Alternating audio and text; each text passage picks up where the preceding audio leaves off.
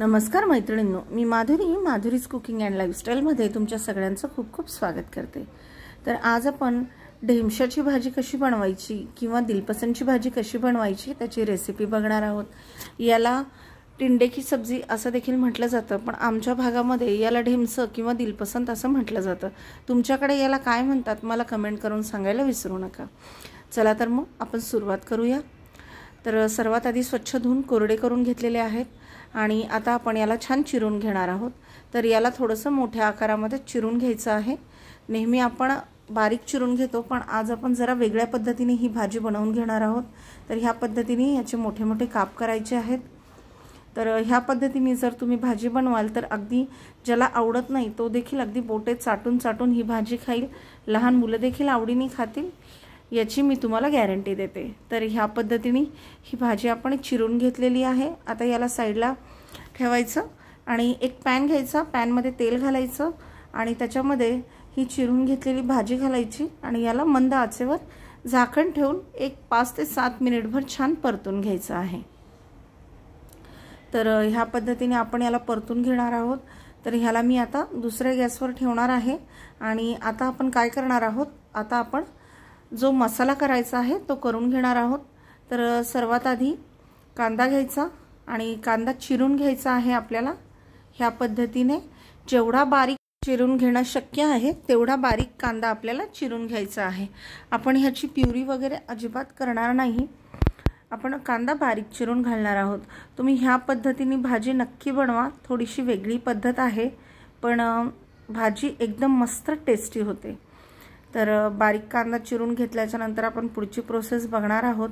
तुम्ही बघू शकता मी कांदा किती बारीक चिरून घेतलाय ते। तर कांदा चिरून घेतलाय।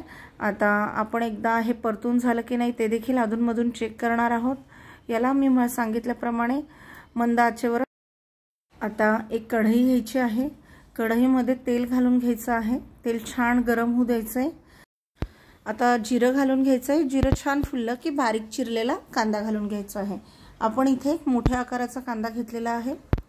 आता कांदा मस्त परतून घ्यायचा आहे ह्या पद्धतीने।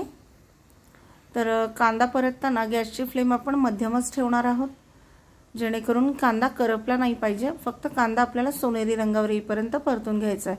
आता कांदा परत न होईपर्यंत मी मिक्सरचा जार घेतलाय, याच्यामध्ये 2 बारीक टोमॅटो चिरून घेतलेले आहेत आणि एक मिरची 1 इंच आल्याचा तुकडा घातलेला आहे। ह्याच्यामध्ये आपण लसूण वापरलेला नाहीये आणि याची छान ग्रेव्ही करून घेतलेली आहे। आता परत एकदा आपण दिलपसंद परतलं की नाही ते चेक करूया। अधूनमधून याला देखील चमच्याने छान हलवून घ्यायचंय। याला मऊ होईस्तोवर आपण परतून घेणार आहोत। तर एका गॅसवर मी हे परतण्यासाठी ठेवलेलं आहे आणि दुसऱ्या गॅसवर आपण याची ग्रेव्ही बनवून घेतो आहे। जोपर्यंत ग्रेव्ही बनवून होते तोपर्यंत आपल्याला दिलपसंद देखील परतून घ्यायचा आहे। तर मी 2 गॅसवर 2 कढया ठेवलेल्या आहेत। आता कांदा देखील छान परतून झालेला आहे, तुम्ही बघू शकता ह्याचा रंग देखील चेंज झालाय। आता याच्यामध्ये थोडीशी हळद घालून घ्यायची आहे, छान मिक्स करून घ्यायचं आहे। हळद घातल्याच्या नंतर आणि मी कांदा बारीक चिरायचं कारण हे आहे की आपल्या ग्रेव्हीमध्ये भाजीमध्ये कांदा व्यवस्थित मिक्स होईल, त्यामुळे कांदा खूप बारीक चिरून घ्यायचा आहे। आता ह्याच्यामध्ये आपण टोमॅटो, हिरवी मिरची आणि अद्रकाची जी ग्रेव्ही करून घेतलेली आहे किंवा प्युरी करून घेतलेली आहे ती याच्यामध्ये टाकून घेतलेली आहे आणि ही सगळं साहित्य आपल्याला छान तेल सुटेस्तोवर मस्त परतून घ्यायचं आहे। गॅसची फ्लेम मध्यमच करायची आहे, जेणेकरून मसाला आपला करपणार नाही। आता चमच्याच्या साहाय्याने हे सगळं छान मिक्स करून घ्यायचंय।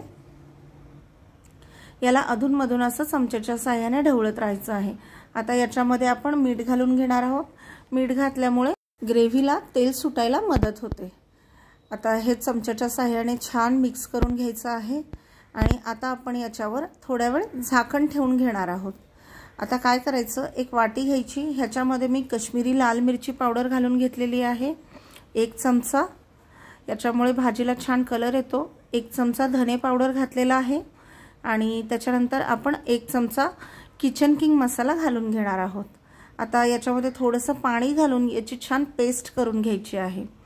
आता चमच्याच्या साहाय्याने याला मिक्स करून आपण याची पेस्ट बनवून घेतलेली आहे। आपण बाकी गरम मसाला वगैरे काही घालणार नाही, किचन किंग मसाला, धने पावडर आणि लाल मिरची पावडर तुम्हाला कितपत तिखट हवं आहे त्यानुसार तुम्ही तिखटाचं आणि मसाल्याचं प्रमाण कमी जास्त करू शकता। आता तुम्ही बघू शकता ग्रेव्हीला छान तेल सुटलेलं आहे, बऱ्यापैकी आपली ग्रेव्ही छान परतल्या गेलेली आहे। आता आपण जी मसाल्याची पेस्ट करून घेतलेली आहे ती पेस्ट आपण ह्या ग्रेव्हीमध्ये ॲड करणार आहोत। तर ह्या पद्धतीने ही पेस्ट याच्यामध्ये ॲड करून याला अजून एक 5 मिनिटभर तेल सुटेस्तोवर आपण मस्त परतून घेणार आहोत। शक्यतोवर काश्मीरी लाल मिरची पावडरचा वापर करा, ज्याच्यामुळे भाजीला खूप सुंदर कलर येतो। आता हे टाकल्यानंतर देखील ह्याला असंच परतून घ्यायचं आहे, ज्याच्यामुळे तेल लवकर सुटेल। आता तुम्ही बघू शकता अतिशय सुंदर असा कलर आलेला आहे। आता थोडीशी कसुरी मेथी आपण याच्यामध्ये क्रश करून टाकलेली आहे, ज्याच्यामुळे भाजीला खूप छान फ्लेवर येतो। आता कसुरी मेथी घातल्याच्या नंतर देखील आपण याला परत एकदा छान मिक्स करून घेणार आहोत। आता जोपर्यंत याला मस्त तेल सुटत नाही तोपर्यंत आपल्याला यासच परतून घ्यायचं आहे। दुसरीकडे आपण दुसऱ्या गॅसवर दिलपसंद देखील परतून घेत आहोत, ज्याच्यामुळे ग्रेव्हीमध्ये टाकलं की ते लवकर शिजल्या जाईल। आता तुम्ही बघू शकता साइडने तेल सुटायला सुरुवात झाली आहे। छान परतून घेतलेलं दिलपसंद आपण याच्यामध्ये घालून घेतलेलं आहे। आता दिलपसंद देखील ग्रेव्हीमध्ये मस्त परतून घ्यायचं आहे। ही स्टेप अजिबात स्किप करू नका। आता ह्या पद्धतीने दिलपसंद परतून घेतल्याच्या नंतर आपण याच्यामध्ये गरम पाण्याचा वापर करणार आहोत। तर हे साधारणपणे 1 कप गरम पाणी आहे, ह्याच्यामध्ये आपण हे ॲड करणार आहोत। होईल तोपर्यंत भाजीमध्ये गरम पाणी घालायचं, ज्याच्यामुळे भाजीला पानसटपणाही येत नाही आणि कलर देखील खूप सुंदर येतो। तर तुम्ही बघू शकता भाजीला अतिशय सुंदर असा कलर आलेला आहे आणि तुम्हाला ग्रेव्ही कितपत घट्ट किंवा पातळ हवी आहे त्यानुसार तुम्ही पाण्याचं प्रमाण देखील कमी जास्त करू शकता। आता याच्यावर झाकण ठेवून याला 5 ते 7 मिनिटभर छान दणकून उकळी आणायची आहे आणि भाजी खाण्यासाठी तयार आहे। आपण भाजी अगोदर पॅनमध्ये परतून घेतल्यामुळे शिजण्यासाठी जास्त वेळ लागलेला नाहीये। आता थोडीशी याच्यामध्ये फ्रेश मलाई घालून घ्यायची, पण आता घरामध्ये मलाई नसल्यामुळे आपल्या दुधावरची साय मी याच्यामध्ये ॲड केलेली आहे। ही स्टेप टोटली ऑप्शनल आहे, नाही घातली साय तरीही चालेल।